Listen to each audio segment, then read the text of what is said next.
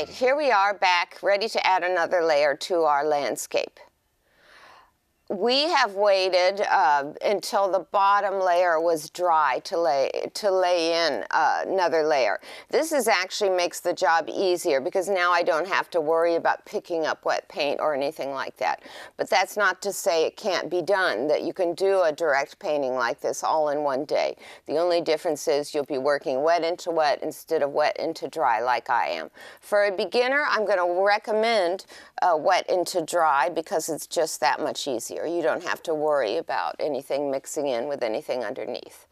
Okay, first step, close one eye, squint down, get back so you can see both the reference and the image, and try to decide if we were going to enhance some of the darkest darks, where would that be? Obviously what I see is I want another layer in my tree here.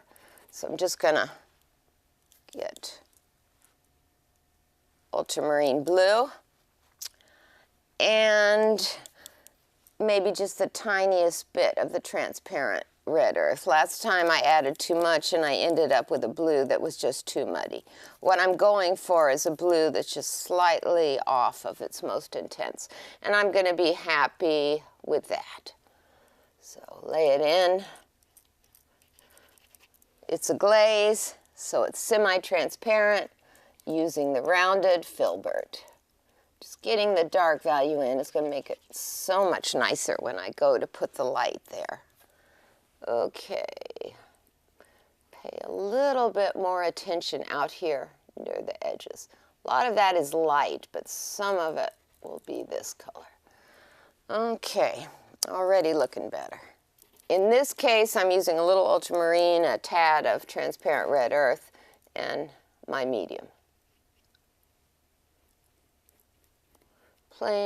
Paying a little more attention out here near the edge, just in case that will show. Okay, and then interesting things really happen right here, where the big tree in the front ends, and we see the bottom of it runs into that. I think it's a bus stop. And then behind it, we need the base for the tree in the far distance. Same color, just getting it in.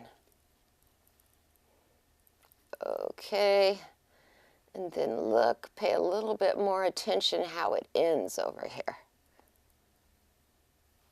Looks like that goes up. There we go. Pretty dark right there too. Okay, moving on. Going to just continue and underpaint trees wherever I think they need. Plus, there's this really dark shadow right there. Tree. Underpainting the whole thing so my light values have something to stand out against. Oops. That's okay. Looking around for other places where I can add it, because you remember those two rules, right? Goes good once, it'll probably go good again. But believe me, don't do it one time too many, or none of your choices will work. Okay. What I do when I'm thinking about what to do next is I think of the law of opposites. You can pretty much guarantee that your average human, if he tastes something salty, he might then crave something sweet. If he is hot, he would crave being cold. It's the same thing here in our painting.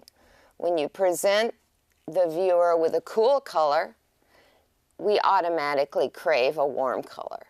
When we present thin paint, we crave thicker paint. When we present shadow, we crave light. So it's all of these contradictory things working in harmony together that really excites the eye and makes for a beautiful painting. And it's a good way for you to figure out what you should do next. You kind of look to see what your eye seems to be starving for. And it will usually be exactly the opposite of what you're painting. Okay, looks like ready to move on. There's a few really nice, pretty thin ones, thin shadows that might be fun to get in. And there's that white stripe down the street. Maybe I'll put that in later. These blues are actually quite intense. I think what I'm going to try to do now is switch my blue out for this more intense blue that I see as the base of that shadow there in the street. Well, we only have the manganese blue hue and ultramarine blue. Those are our only options. This is where I would want to encourage you to add colors as you can. The more colors you add, the more potential you have to mix color. It's just that with 6 colors, say you can mix 36 different, and so on. It's really worth it to get the extra colors so you have the ability to actually match any color that you desire. Also, we have great new colors that I think the old masters would be turning over in their graves to play with. Colors that are brighter, stronger, more permanent and long-lasting than any of the colors that the old masters had to use. Okay, trying to get a little bit of a stronger blue. I think later I'll come back when I'm doing the thicker paint. We'll put some thick lights back there. Okay, let me look around, see if there's any more places for that pretty blue. You know, I think I'm at this point going to give the sky one more deep blue blend up at the top because I think I will regret it. And now is the time. Just up here, another layer. I think straight.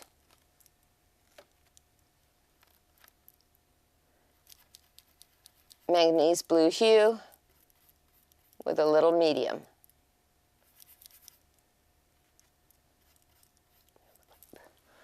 Okay, put it on just like you did before.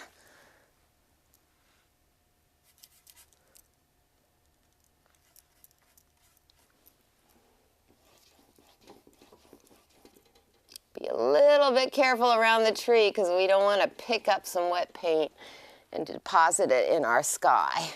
So it's a little bit careful in there.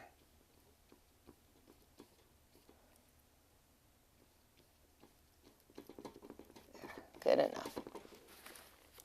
Bring it down a little further.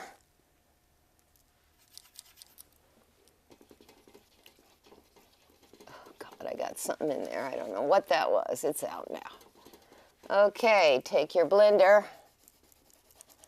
Get a nice blend.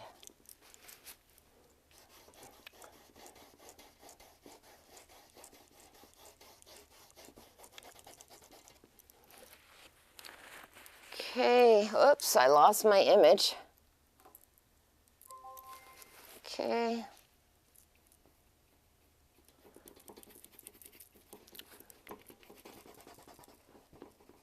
Okay, enough for now. I try not to get stuck on any one spot too long. I try to bring the whole thing up together. And as we start to fuss and fiddle with our tiny little details, we can kind of get off the track. So after I've paid attention to an area for 5 to 10 minutes, I like to move away. So I'm bringing the whole painting up at the same time without getting hung up on any one part. Okay. I think I'm basically satisfied with this application of thin paint.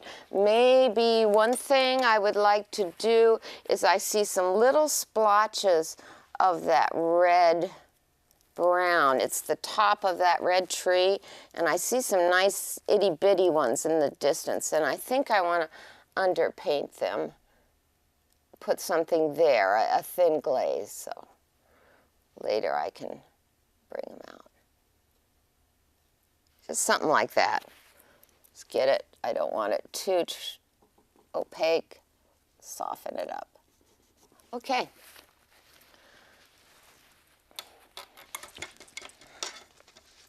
All right. Now, everything changes. We're going to approach the lighter colors We're going to switch over to these flats or brights. Remember, they're short or long, but they're characterized by this straight chisel at the top. And we're going to make sure the paint we apply has visible brush strokes. We blend it as little as possible, and let's get going. Okay, close one eye and squint, and the first thing, of course, I seem to see is the tree itself. Now, I've already decided I don't like this banner, so I'm just leaving it out. You are like a king or a queen here. You can declare that anything should be in your painting and anything could be removed as well. It's totally up to you. So notice that when we paint this tree, clearly we can't paint every single leaf, right?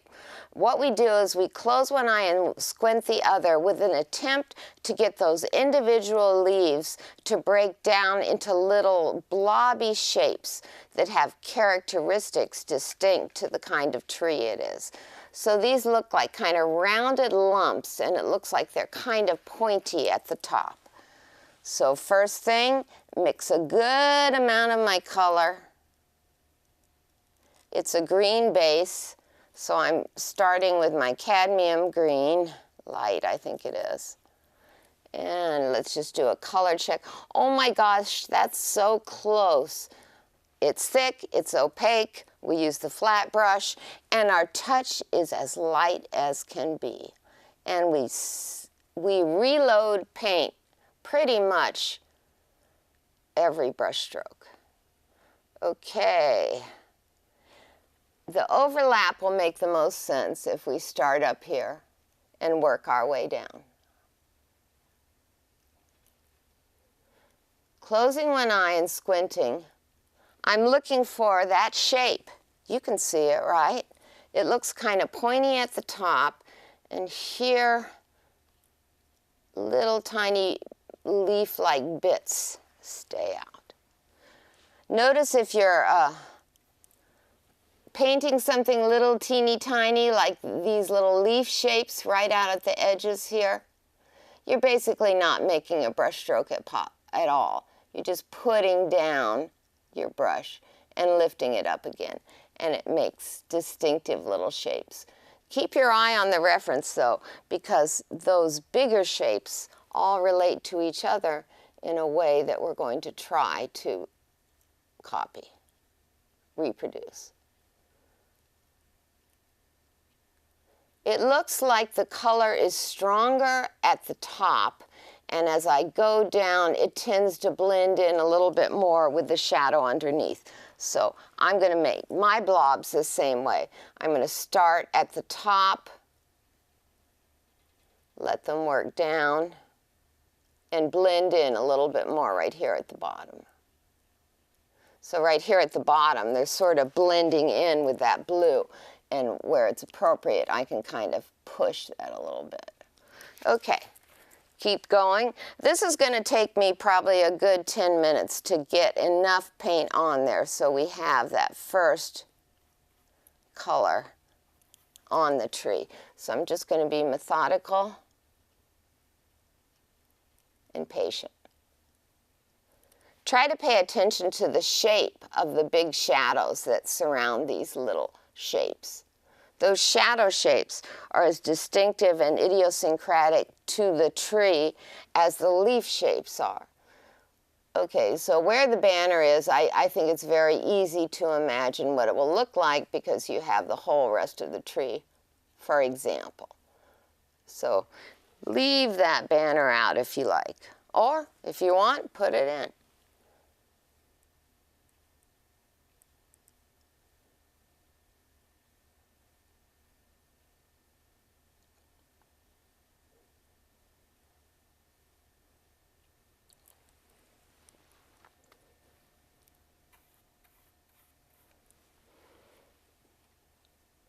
There's this great big shape, that kind of shadow shape that kind of goes down the middle of the tree. I'd like to get that one. Kind of looks like that. And then this blob is not so big. Goes up like that. Oops.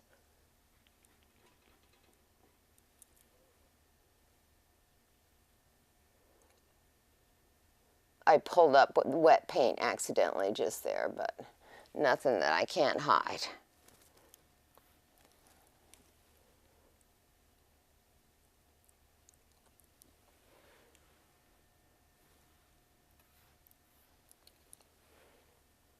Ooh, and there's this big shadow shape out there, so I'll hold off a minute, catch up, come down to the same level on this side, and then I'll deal with that big shape. Ooh, look at it here. It's kind of has this neat, oops, maybe I'll come back with blue. Watch here, your brush, it's going to get soaked in blue and make your green color progressively darker. So keep an eye on it and clean it as necessary. Should keep your rag or your paper towel in one hand so you can regularly and methodically clean the brush before you load more paint onto it.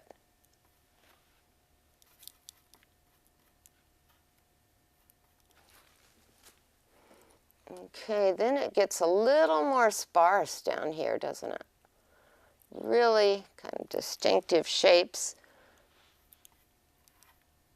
Get that paint off the ferrule, back on the end where you can use it. Scoop it up. Here we go. Oh, I forgot. That funny, I think it's a bus stop, starts right there, and that is where the leaves the leaf shapes abruptly end.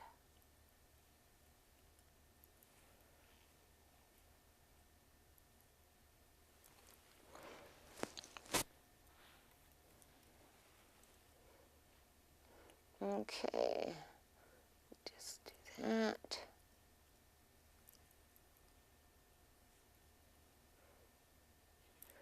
Keep that eye closed and squinted down when you look at the reference. It really helps you find these abstract shapes. You should have the conviction, not that you're painting a tree or bunches of leaves, but that you're just painting colored blobs of light. And then it looks like it ends in almost a straight line down here, like it was recently trimmed or something. So let's pay attention to that for a minute. Oops.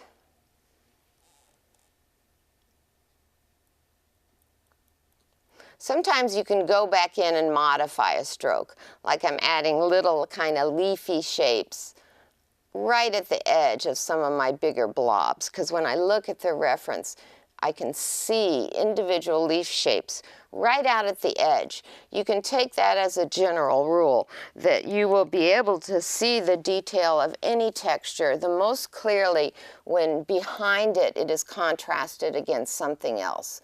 Like the tree in this case, where it hits the sky, the little detailed leaf shapes are more noticeable. So that's where I'll put my detail, or that's where I'll put the attention to detail.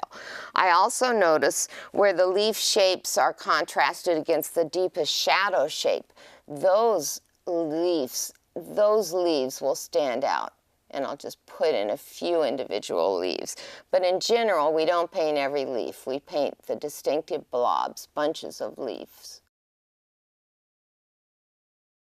The same is true of fur or hair or whatever it is that has a whole bunch of detail that you're not going to paint.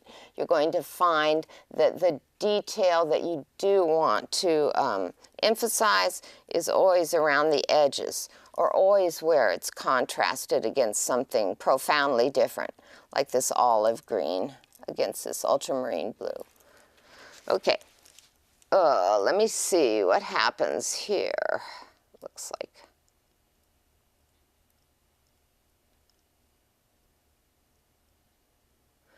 Good brush, we can make little teeny tiny shapes, even with one this big. Just have to make sure when you buy it or when you pick it out of your jar that when you look down the side like this, you get a long, pointy chisel edge. Okay.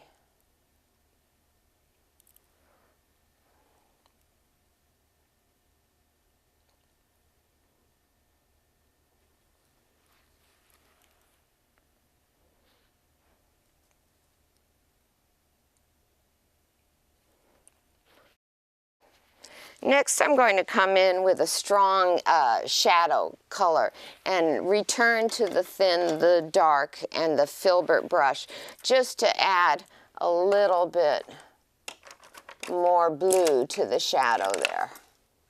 Let's find a good brush. There we go. Load it up. It's going to be the same color that was, I think it was ultramarine blue, and we added a teeny touch of the transparent red earth just to give it, make it not quite so electric blue. Just kick it down a little bit. Touch of the medium and try to get that shape right. See, it's shaped like a peaked roof there almost.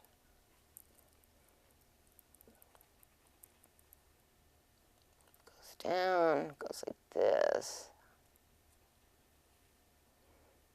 Pointy, it goes like this. Okay, fill up the brush again. Looks like there's some darker things going on right out here.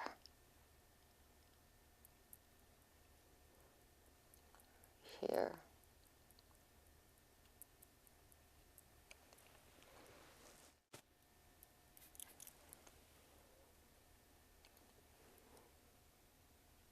Here. Oh, and that big, it looks like this big weird shape, shadow shape in the middle. It looks like where they cut it so the telephone line can go through. Makes a neat shadow.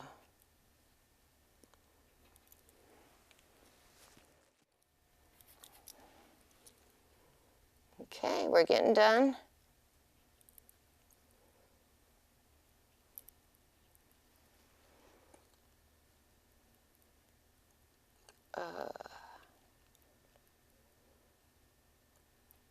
Okay, I'm going to switch back to my green and my flat just to add a tiny bit of detail and interest right where the leaves meet the shadow of the tree, like right there. Teeny tiny little marks, but they're very easy to make with this brush.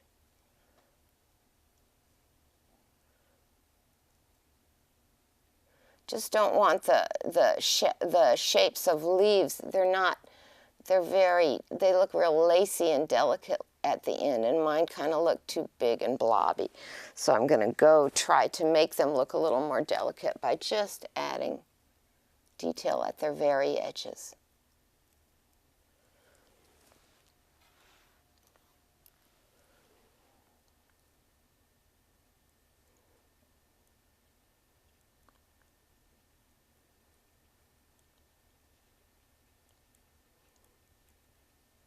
Turning my brush, making as many different, well, trying to make marks that look different. If you repeat yourself, you can end up making things look really unnatural. You know, if I made a series of leaf shapes all just alike, trust me when I tell you it would no longer look like a real tree, look like a fake tree or something. So what you're trying to do is be natural by trying to avoid patterns and trying to find a variety of brush strokes.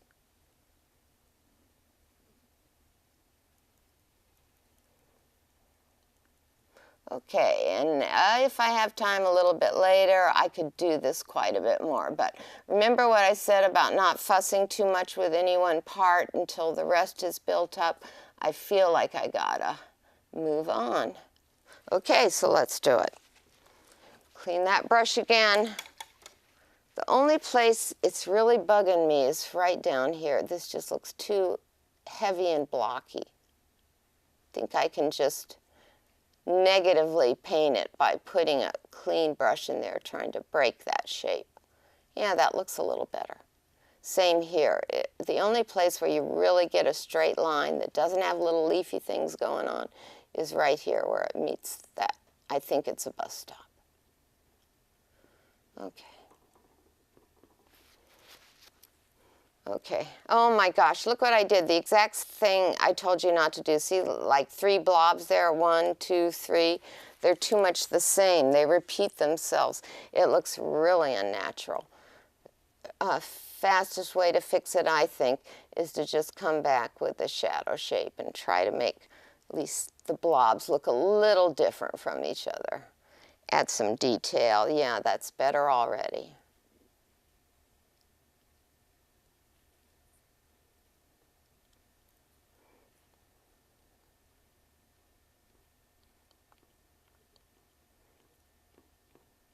Okay.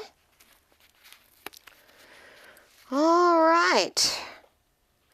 Next, I think we have to pay attention to the light value in the roadway. I think that's where I'll go next. Oh my God, you have to draw me kicking and screaming away from this tree, though. Once I get going on something, I like to keep going, but I want to stop myself, or this will be a painting all about one tree with the rest of it never considered. So I'm going to jump, make it easy on myself. I'll just jump to another tree shape.